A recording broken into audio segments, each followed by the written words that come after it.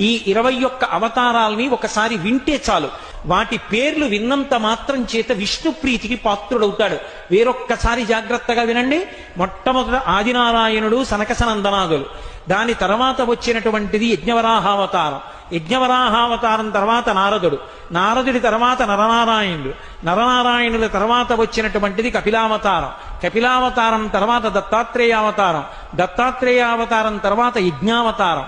యజ్ఞుని యొక్క అవతారం తర్వాత వృషభావతారం.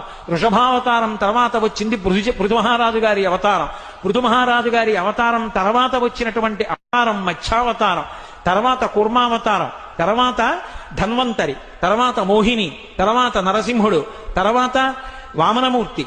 తర్వాత పరశురాముడు. తర్వాత రాముడు. తర్వాత బలరాముడు. బలరాముడి తర్వాత కృష్ణ భగవానుడు. కృష్ణ భగవానుడి తర్వాత బుద్ధావతారం. బుద్ధావతారం తర్వాత కల్కి అవతారం. ఏకకాలంలో 2 అవతారాలు ఉంటూ